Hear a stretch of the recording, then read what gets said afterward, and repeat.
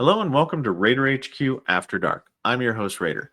And in this video, this is a direct follow-up to my live stream, live news alert of the very impactful M21 manual changes that came out for the TERA toxic exposure risk activities theory for service connection on 12/4/2025. Now, these were so impactful that I did a live stream on it. Now, it was informed to me that the live stream is a little bit chaotic, so I'm going to do a follow-up video to kind of explain in a much less chaotic way about what these changes are. Now, the bottom line up front is that these changes are good. Now, why are they good on their face? Well, historically, since the Pact Act went into effect, the majority of the Pact Act and the way that the VSR's raters and authorizers adjudicate claims based upon toxic exposures has been hidden behind a shadow document, the Pact Act SOP, which is not public facing. So the only people that get to see the internal workings of it are VA employees. You can't see that, which kind of ties both your arms behind your back, because if you need to try to appeal something that was denied based upon the process that was used, you cannot effectively do that if you don't have access to the shadow document that says how the process was supposed to have been conducted, because that's what higher level reviews are for. Higher level reviews are meant to actually hold the VA accountable. You take a grievance to a DRO and say, hey, look, per the M21 manual, this rater didn't follow this. And as such, had they followed it, it would have resulted in a different outcome. I would have been, and then whatever the truth is, right? So what this particular update does is it moves a lot of the shadow document process out into the open. And we like that. That's a good thing. We want less shadow documents and more straightforward documents.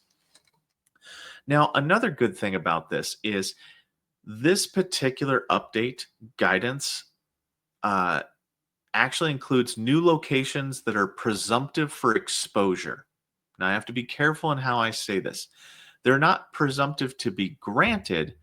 It's just presumptive that if you went to that place at that time and were part of that unit, or down to that level of degree of specificity, then you would have been conceded element 2 that you were exposed to chemical such and such. And we'll get into that in the video. But they've actually included 3 different locations in which, had you been there at that date, that time, in that capacity, then you will be conceded on your TERA memorandum that you were exposed to very specific chemicals. And these declarations of concession by the VA can actually be the difference if you were previously denied for something. Like, let's say you claimed asthma and you claimed it due to TERA, and your TERA memorandum had whatever it had in it. I'm going to guarantee you that this new change as of 12/4/2025, if you meet the criteria for one of these 3 locations, you can add additional TERA on there, which gives your previously denied condition new and relevant evidence in the form of new TERA. Now, what's another thing that happened in this? And I'll go through it. I'm going to actually go through it. So don't worry. I'm just kind of, I know that some of you aren't like auditory learners. So I'm just going to talk about it a little bit, and then I'll show it. But some of the other things is it talked about how it kind of, this new guidance makes it to where it influences the VSRs and raters to use more evidence-based determinations, which means that QRT is going to be looking for them to be able to justify the outcomes that they determine with evidence. Now, this is a big deal, and you might not think that this is a big deal, but I will tell you, since October 10th, 2022, a lot, like one of my largest complaints so far has been the ability for people to overturn TERA memos and to take away TERAs that they don't feel or believe in. They don't believe it to be true. So there's been this big tug of war back and forth between VSR to VSR, rater to rater, and VSR to rater, and back and forth. And you'll have it to where sometimes there's like 7 to 10 different TERA memorandums in a veteran's file because people have just disagreed for no reason other than their feelings. Like I have went as far as to write in my TERA memorandum that an RVSR completed this TERA memorandum. The evidence has been cited to include the doc ID. QRT, if you find that somebody has actually removed a TERA from this, I need you to go after them for a QMS error, because this is the 7th time this has been changed. It is horrible for raters to have to deal with this. Please stop doing this. This is final. If you have additional TERA that you find, please add it. But what this does is it actually makes it to be a less biased process on the surface, to where QRT can hold the VSRs and raters more accountable if they use their feelings rather than facts to come to a determination. So that's a great thing for veterans. Okay. Let me just say upfront, that is outstanding. The overall tone of these manual changes are more towards facts and less towards feelings. And that's awesome. Now, one of the things that disappointed me a little bit in this is that the MOS or job duty related TERAs, those have been a thorn in the side of everybody. Like there were 2 different camps with this, which led to a lot of infighting, even among QRT, about how to go about determining certain things. And once again, these manual changes go through, or these manual updates, I should say, go through and kind of put everybody on, hopefully on the same page. So I've talked about it a lot. Let's go ahead and look at it. So here we are on the VA's Department of Veterans of M21 manual section, and we're going to changes by date. And we look here and we've got some December changes. And this first one isn't that important, but the one that we're talking about here is 839A and 839B. These are the 2 specific changes, updated guidance based upon the Pact Act. Now, this is big, okay? One of the first things that you're going to see here is we have stopped, for the most part, calling the theory for service connection TERA. We are now calling it environmental or military occupational hazards. So they have updated the terminology that when you refer to TERA, you should be saying EMOHs, environmental or military occupational hazards. They've combined it together. Now, the reason why they did this is because you have location-based TERAs. Think about Agent Orange exposure. If you went to a specific area, it doesn't matter what job duty you were, in that particular thing. As long as you put boots on the ground at that location, you are presumptively exposed to whatever you were exposed to. Well, they've kind of combined location-based. That's what the environmental portion is, the location-based, and then military occupational specialty-based. They've combined it into one category, and this is them just rebranding TERA to be EMOHs, which just rolls off the tongue, let me tell you. So let me pause the video here for just 1 second. I'm going to pull up 839A, and we'll go through it. Okay, hold on just a second.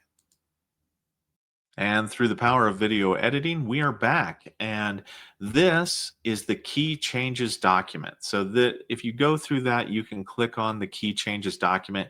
And this will give you like basically the full complete list of all the changes. Now, this is some of the reasonable notable changes, and they're kind of just talking about the different thresholds.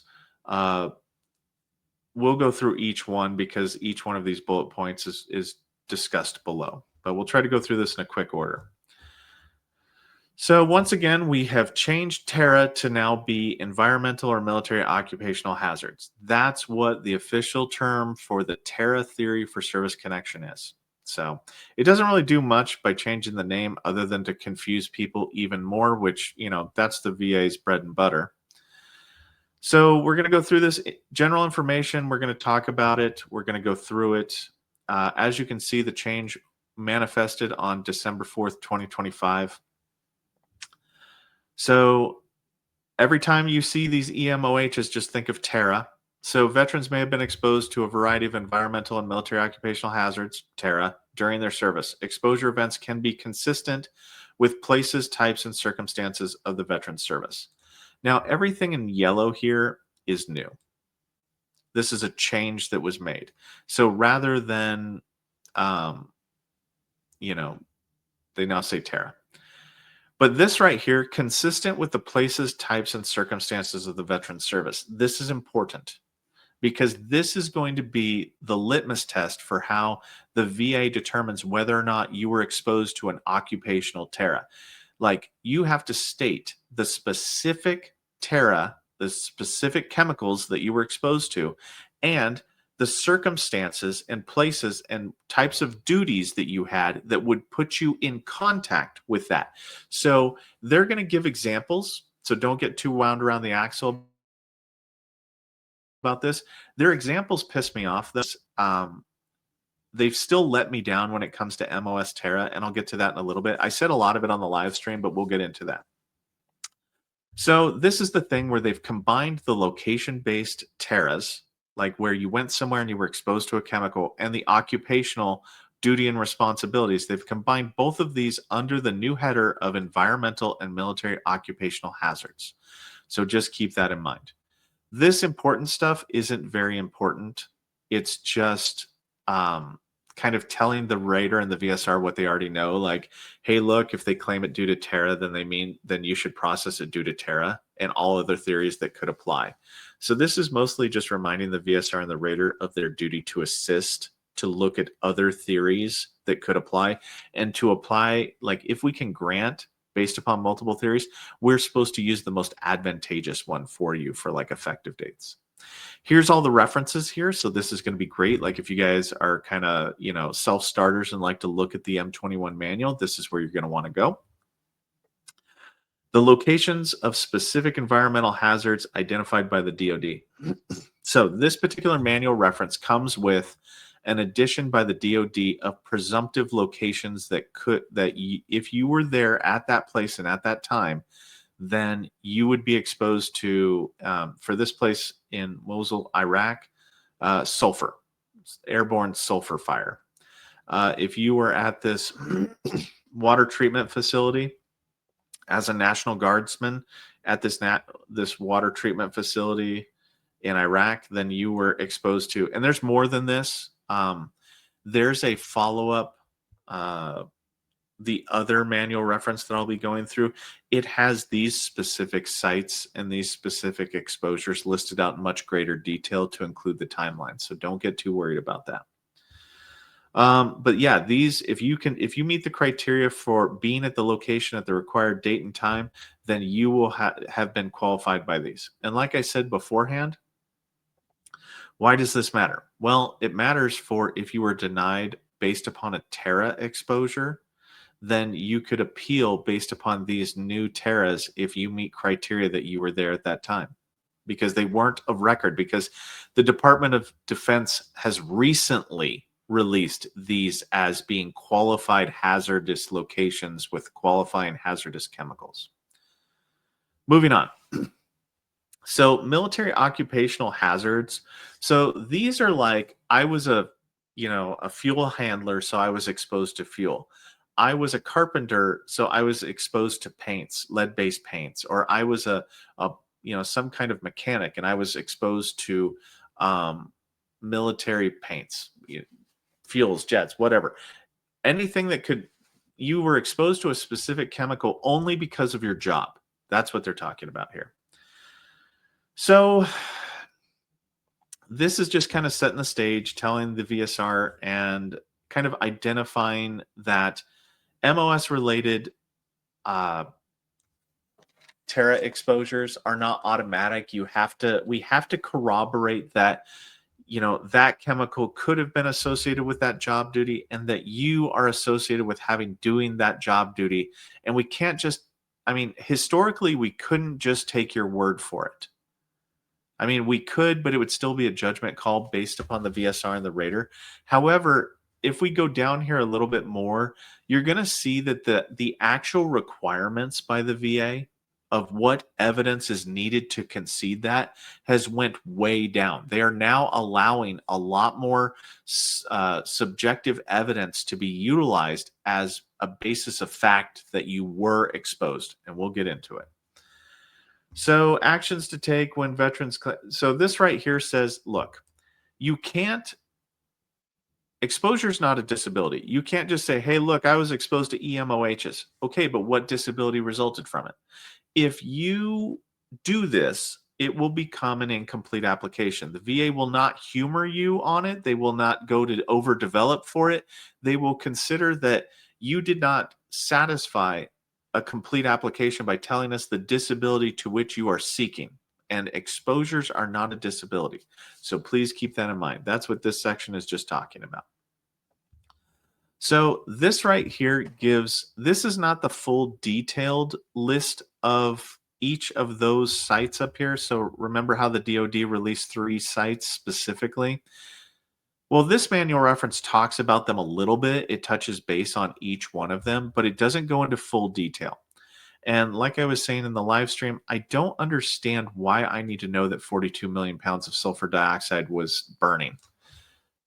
It's not going to help me in my rating decision. It's not going to help anybody in anything because number one, the examiners don't need to see this. So this is just to kind of give a backstory to the rater and the VSR. It's not actually used for much. So if you do have a clear and unmistakable error, or if you do want to do a higher level review based on one of these 3 sites, don't use this manual reference. There's a better one, I think, on the other that I'll show you later that I'll tell you to use. Now, this one's actually interesting because it tells you which National Guard units that were part of the fire, and it kind of talks about some of the chemicals that were exposed. Now, this right here is the most important part of this specific one, the National Guard exposure to this water treatment facility in Iraq. So it looks like we're going to have some future presumptive, guys, because it talks about lung carcinogens through inhalation of this acidic compound that can cause, all these conditions. The Army could not specifically trace symptoms to the chromium exposure. Research into the effects of the exposure is ongoing. So there is a potential chance that as they accumulate data over time, they could make certain cancers and certain conditions presumptive for this specific location-based exposure. So that's important. And it's also important that if you are a National Guardsman that served in these particular units or were attached to these units at a specific time, at a specific location, that if you're having some of these symptoms, then you need to make sure that you file a claim for it. And then we come down here to the Atsugi, Japan, which this is actually very specific that we have 1985 to 2001. And look at all these different chemicals that are now being considered location-based. If you were at this particular Naval Air Force base, I want to say that, between this particular time, then you are conceded to have been exposed to these chemicals. This can help you guys. So we go down here to exposures to EMOHs and TERAs. So exposure to EMOHs is a type of TERA. Cool. I don't understand the distinction because TERA is pretty self-explanatory. Toxic exposures that are non-presumptive. But this is their new buzzword. I'm just going to use these now because it's location-based or it's MOS-based. There's not much else in the TERA realm that you could have been exposed to, except for, say, presumptive conditions. So this is what I was talking about when I was talking about the tone, is that exposures must be researched and verified in accordance with the manual reference. And it must be documented in the TERA, outlined in the Pact Act SOP. Now, we all hate the Pact Act SOP because it's a shadow document, but the fact that a lot more of this stuff is moving into the public eye is good. I'm hoping that we will do away with the Pact Act SOP as soon as possible and just make it part of the M21. Now that's about it for this manual reference. We're going to go into the other one real quick. So I'm going to pause again and we'll be right back. And through the power of video magic, we're back with part B. Okay. So this one's going to be a little bit more about the procedural aspect. So how the VSRs and the raters go about it. So this part B right here, this 839B, if you have a dispute, let's say that you were denied and you don't believe that all the steps were taken, this section of the manual is where you're going to go to actually like kind of hold the VA accountable to following their own reported process in a higher level review. So reasons for the changes are right here. Anybody that wants to review this in great detail, I'm going to put the links in the video description. So this is general information. This is going to be a step-by-step process. Like this is the procedure. A lot of it starts out like it does normally, like, hey, look, if you don't have the records, get the records.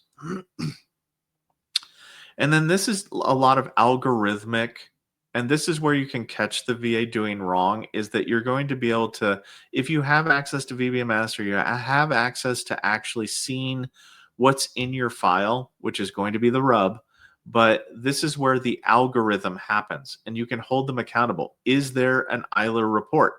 If you see, yes, there is an EILR report and it does list specific chemicals, then yes, then you should go on to the next step. If no, document negative EILR in the TERA memorandum. Well, if you see that there's a negative EILR in the TERA memorandum and that the EILR wasn't given to the examiner, but there was in fact an EILR and there was in fact chemicals in it, then this would be a point of contention that you could use in a higher level review to get a new exam. So basically, this section right here is telling the VSR, the rater, to go to the specific areas of the manual to research before they start making determinations. They want the VSRs and the raters to be looking at the specific sections of the manual related either to location-based TERAs or occupational-based TERAs. So that way, less feelings, more facts.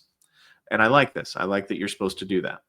It's hard to hold them accountable for this, but it's definitely something that in the day-to-day process, they should be following this. Because most of the time, the VSRs are the ones that are going to be doing this portion. If a rater's doing it, it's because something has went wrong. Based upon the applicable standard, step 3. So this is where we're going to start to do that assessment, where does the evidence show that the facts, places, and circumstance match up with the disability and this is more for conceding the TERA and not for conceding the service connection. So do the facts of the chemicals that you claim match up with your job duties and circumstances? If yes, then we're supposed to document it in the TERA memorandum. If no, then you go on to the next step. Either way, you go on to the next step. But if it's not documented in the TERA memorandum, then guess what? The examiner won't consider it. Now, this is where, is there an explicit allegation of exposure? Translated, did the veteran claim a specific disability to a specific chemical? That has not been verified by the steps above. This is a catch right here. This is, hey, stupid, did you not do the thing that you're supposed to do the first time around? If you didn't do it, then please, for the love of mercy, do it. And then we go here. Now, this is a big deal. Now, you want to talk about a big deal is question 6 on here, or I should say step 6 in this process. The guidance, the new updated guidance, is telling the VSRs and telling the raters that they have to use alternative sources. So if you provide evidence, like what's the biggest one right now? Those, what are they called? PFAS? The forever chemicals in certain water supplies in certain places. This is something that you can now use in your higher level reviews to say, wait a minute, my alternative sources of evidence were not included in the review. They weren't, like, why was my my forever chemicals not listed in my TERA memorandum. I provided alternative evidence sources to show I was there. This chemical has been scientifically shown to be there at the dates and times that I was there. This should be on my TERA memorandum. This is very important, guys. It's just very important that this get put in there, because this helps you to fight via a higher level review for those chemicals. Now, a lot of you, this might not pertain to. Many of you just go, look, I'm not claiming due to TERA. But there are a significant number of veterans who, let me tell you, have been waiting for this specific guidance to be veteran facing, so that way the veterans can hold the VA accountable to their alternative sources of evidence. That way it's not just, oh, how does the VA feel about it? Like, Fort McClellan, fair enough, they feel a certain way about it, but now you can use alternative sources to go beyond how the VA feels about it, and they should at least consider it to concede it if you can satisfy the evidentiary requirement of showing that, some evidence that you have it. So this is talking about reviewing military records. I mean, this is pretty much like it goes with anything else. This is one where they provide an example. The veteran claims a non-presumptive disability due to the water treatment, that new DOD National Guard water treatment facility thing. The veteran's personnel records confirm activation of the West Virginia Army National Guard. That was one of the listed National Guards above, or well, in that other manual reference. It shows that they were there at the plant at 2003. Exposure to sodium so-and-so is conceded as a TERA and is consistent with the places, circumstances of the veteran's military service. So this is kind of the way that the cause and effect the evidence should have. Oh, I can show them there? Okay, good. I can do this? Okay, good. Check, check, check. And then they concede it. Do not... Okay, so this is funny because oftentimes whenever VSRs don't want to do the research themselves, they'll send off for a records research request to have somebody else confirm it. This is basically telling the VSRs, you need to earn your money and do your job. Okay, you need to do your job and figure this out. You have all the evidence in front of you. No one else is supposed to figure this out but you. And I like this, because it causes, when they send out records research requests erroneously, it delays your claim by like a long time. It can be 30 days. It could be 90 days. It just takes as long as it takes, especially if they're backed up. They won't get to the fact that this is an erroneous request until your request comes up to the docket to be reviewed. So the fact that they're not supposed to send them there anymore is good for delay of claim. All right. Now, here's where we get specific. Now, for all of you barracks lawyers or real lawyers, this is what you're going to be citing if the VA did not concede TERA on behalf of your alternative evidence, because this is directed development that the VSRs and or raters need to be able to use: personal statements, buddy statements, unit histories, news articles. Doesn't matter. It doesn't have to be a .gov. It can be news articles, other lay statements, or even this VHA's military exposure site to be able to concede location-based TERAs. Now, most of the time this is location-based, but it can be MOS-based also.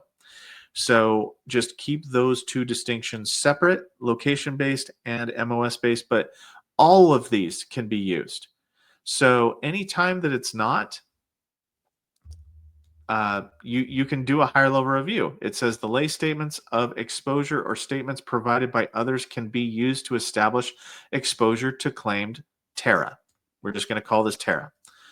Concede exposure to the claimed TERA if the statements provided by the veteran and others are consistent with the facts based upon the circumstances of the veteran's service.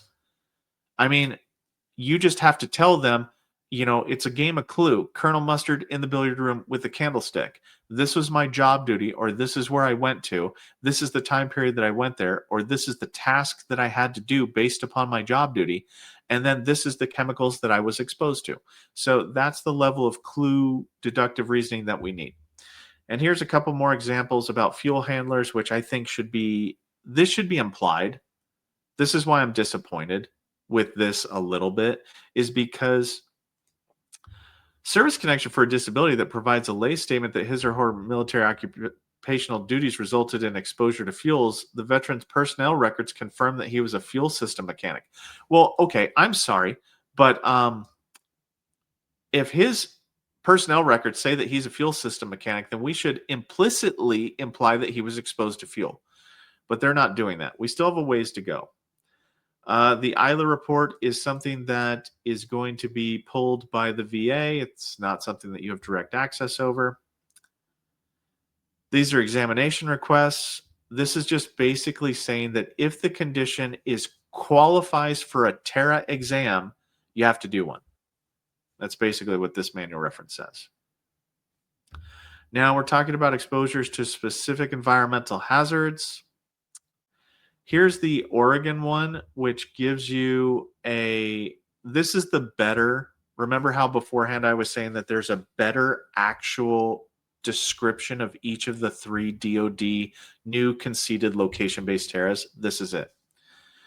So we're talking about, this is the specific chemicals that they're conceding that if you were there, you were exposed to. And this is the date range that you must satisfy. So they actually provide the date ranges here, where beforehand it just said September 2003. So that's that one. Now, when we come here to the sulfur fire, this is going to be a lot more specific, but we're talking about sulfur dioxide and hydrogen sulfide.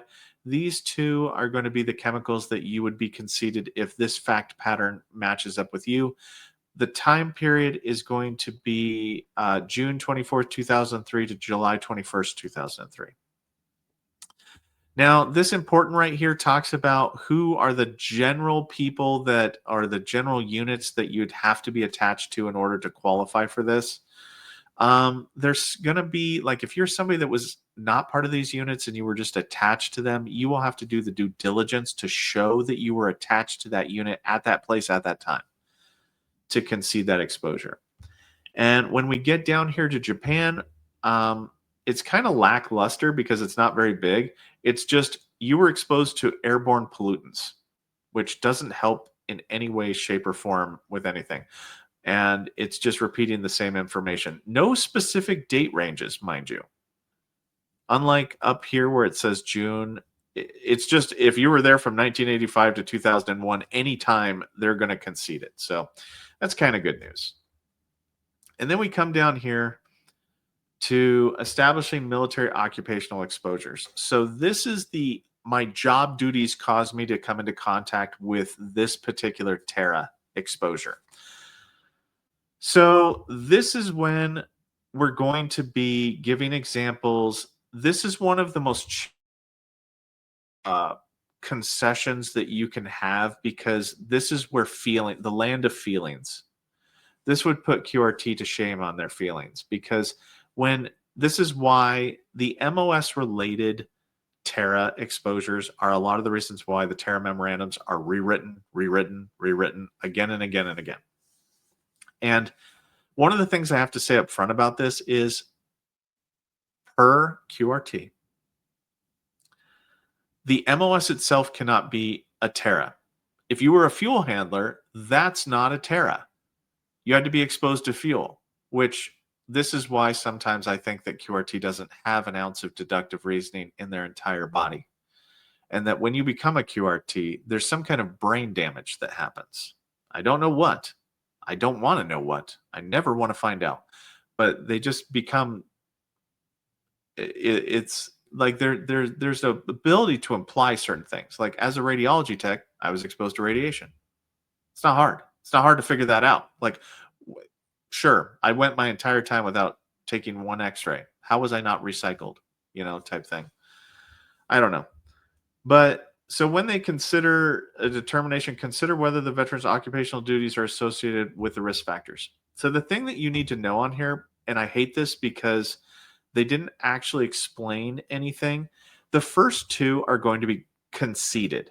So these two examples concede exposure. The third example does not concede exposure because we can't prove that the veteran served in Germany. I've read this a few times, so you should take some time to read these. So that's what they mean. You have to prove that you were at the location that you said you did the job duty at.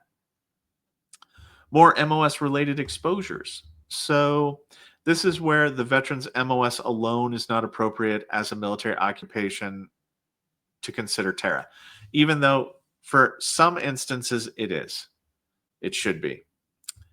And then it talks about like the evidence that you should use.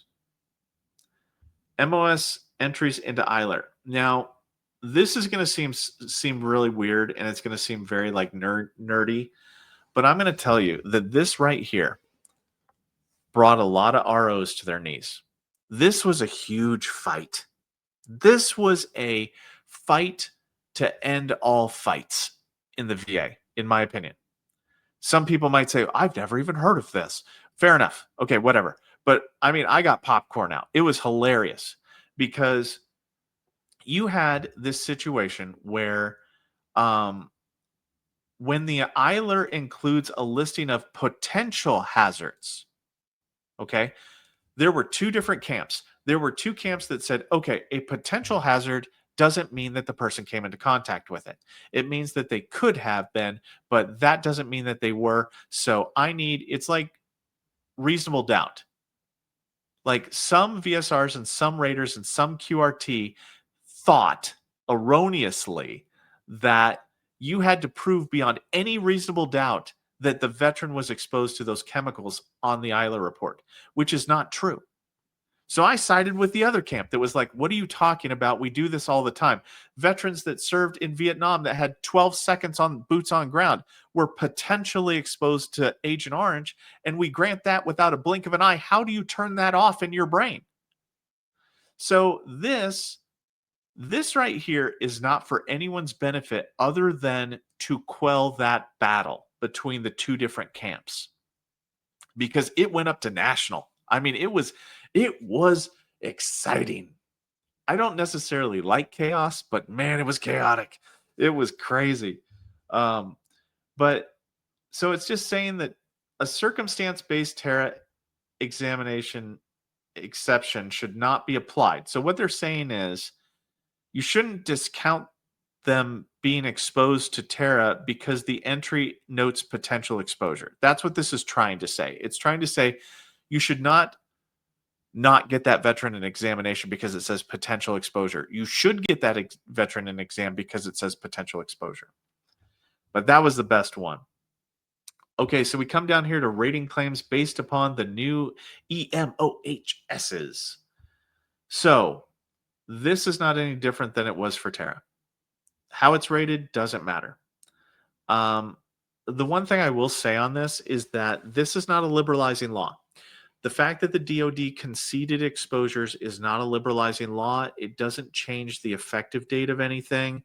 There's no value added to this other than to give an additional opportunity to be granted for a specific chemical exposure for a specific disability. There's no additional rationale or reason to, change how you rate on this. If the condition that's being claimed could be granted presumptively, then we should do that. You always go to presumptive first. There's this upside down pyramid. And at the very top is presumptive conditions in 38 CFR 3.309A, like conditions that you should stop right there. If you can prove that it is presumptive, you stop. The next rung lower is like direct, secondary, things like that. And at the bottom, at the tip, the upside down inverted tip of the pyramid is TERA. TERA should be the last thing that is considered because other things can have better, more advantageous effective dates. So all this is saying is if you can grant it presumptively, please grant it presumptively. That's it. And that, my friends, is all we currently have on the new changes to the Pact Act. Well, not changes to the TERA theory for service connection.